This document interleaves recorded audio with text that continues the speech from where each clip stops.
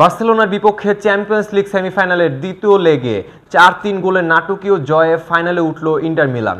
২ leg মিলিয়ে ১৩ গোলের এই উত্তেজনাপূর্ণ ম্যাচটি চ্যাম্পিয়ন্স লিগ ইতিহাসের অন্যতম সেরা সেমিফাইনাল হিসেবে বিবেচনা করা হচ্ছে। দর্শক, বিস্তারিত ডেস্ক রিপোর্টে। ম্যাচের ৯২তম মিনিটেও ৩-২ গোলে পিছিয়ে ছিল ইন্টার। যোগ করা সময়ের শেষ মিনিটে ইন্টারের ডিফেন্ডার ফ্রান্সেসকো আচেরবি গোলে সমতায় ফেরে ইতালিয়ান চ্যাম্পিয়নরা। নির্ধারিত সময়ে ৩-৩ সমতায় থাকার পর অতিরিক্ত সময়ে বাজিমাত করলেন ডেভিড ফ্রাত্তেসি। তার গোলে বিদায় ঘণ্টা বেজে যায় বার্সেলোনার।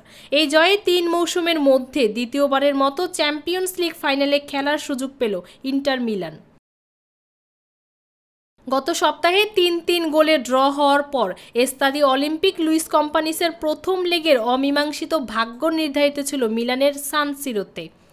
ঘরের মাঠে প্রথমার্ধে লাউতারো মার্তিনেজ ও হাকান চালহানোউলুর ২ গোলে এগিয়ে ফাইনাল যখন নিশ্চিত করতে যাচ্ছিল ইন্টার, তখন বার্সেলোনা অবিশ্বাস্য এক কামব্যাক করায় ম্যাচটিকে নতুন মোড় দেয়। ৫৪ মিনিটে এরিক গার্সিয়া ও ৬০ মিনিটে দানি উলমো গোল করে বার্সাকে সমতায় ফেরান। এরপর ৮৭তম মিনিটে রাফিনহার গোলে ৩-২ ব্যবধানে এগিয়ে যায় বার্সা। ঠিক সে সময় মনে হচ্ছিল এক অবিশ্বাস্য জয়ের পথে এগোচ্ছে কাতালানরা। তবে যোগ করা সময়ের তৃতীয় মিনিটে ডেনজেল ড্রামফ্রিসের ক্রস থেকে দুর্দান্ত এক শটে গোল করে বার্সাকে স্তব্ধ করে দেন Inter centre back Francesco Acerbi. Match গড়ায় অতিরিক্ত সময়ে,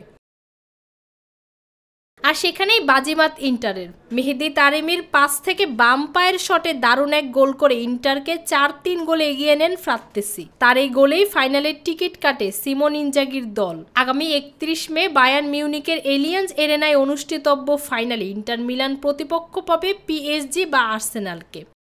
ফৌজিয়া আক্তার, নিরপেক্ষ নিউজ ডেস্ক।